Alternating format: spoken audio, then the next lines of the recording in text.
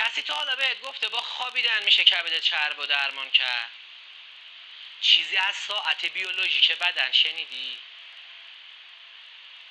غذاها و میوه های خوشمزه‌ای که میتونه برای درمان کبدت چرب مؤثر باشه رو میشناسی؟ همراه باش تا هم با این مفاهیم آشنا بشی، همون غذاهای خوشمزه رو بهت معرفی کنم. بچه‌ها سلام، امیدوارم عالی باشید. میخوام امروز اول از همه بهت یه روش یاد بدم که با خوابیدن بتونی مشکل کبد چربتو درمان کنی و کلی بیماریای دیگر هم از خودت دور کنی. طبیعت یه ساعت بیولوژیک داره و ما هم جزئی از این طبیعتیم.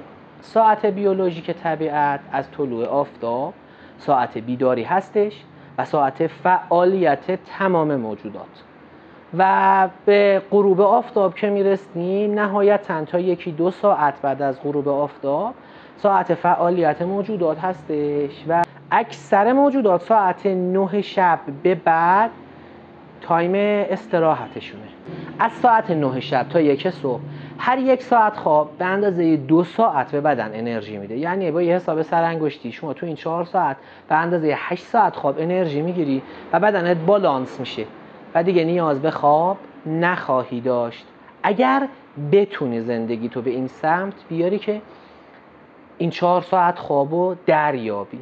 اما به هر دلیلی اگر نتونستی این ساعت بخوابی، دیگه حداقل باید ساعت 11 به رخت خواب بری و بخوابی اگر میخوای کبد چربتو درمان کنی. چون تو تحقیقات علمی نشون داده که از ساعت 11 تا ساعت 1 بدن شروع میکنه به سمزدایی و از ساعت 1 تا ساعت 3 صبح زمان استراحت کبده و کبد شروع میکنه به رفرش شدن و به روز رسانی شدن به اصطلاح. اگر تو این ساعت بتونی به کبد استراحت بدی و خواب باشی، کبدت خیلی فوری میتونه بازسازی کنه خودشو و بهینه بشه و مجددا احیا کنه خودشو.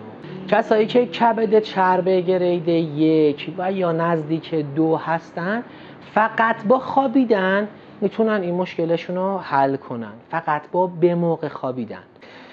و اما میخوام میوه های خوشمزه و خورشت های خوشمزه‌ای بهت معرفی کنم که میتونی با این غذاها کبد چربت رو کامل، حتی اگر به گرید 3 نزدیک شدی خدای نکرده، بتونی خودتو درمان کنی.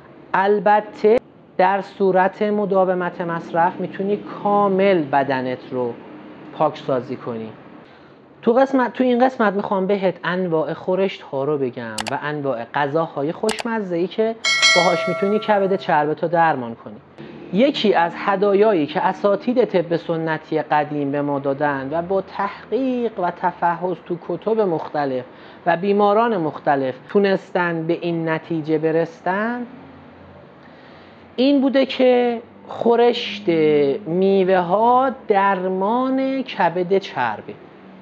و روش استفادهش چه شکلیه؟ به مدت 1 ماه خورشت میوه استفاده کن. قبل از شروع این دوره 1 ماهه آنزیم های کبدت رو آزمایش بده به وسیله یک آزمایش خون و بر اساس آنزیم ها و پارامترهایی که هست گرید کبد چربت رو مشخص کن.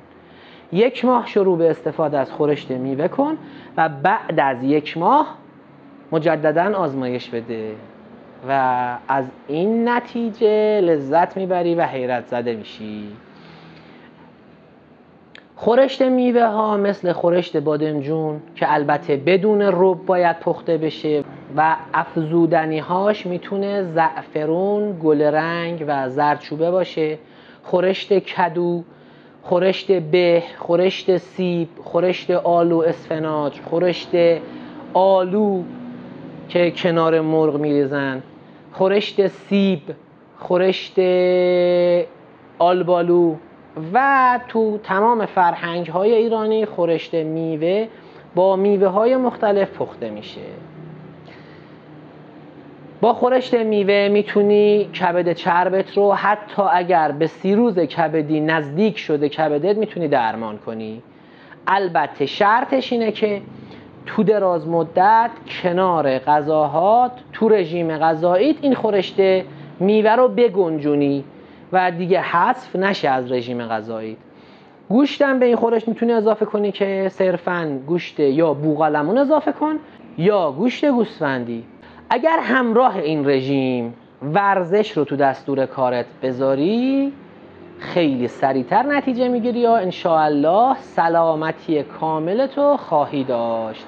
خانوم ها و آقایانی که خانوماشون رو خیلی دوست دارن پست بعدیمون رو از دست ندن. پست بعدیمون راجع به درمان عفونت زنانه که خیلی شایعه. ساده ترین، آسون ترین و بهترین درمان هایی که برای عفونت زنان میشه استفاده کرد و نتیجه خیلی خیلی خوبی هم داده. امیدوارم چنان سلامتی گریبانتون رو بگیره که هیچ راه فراری از دستش نداشته باشید. دوستتون دارم، مواظب خودتون باشید. یا علی مدد.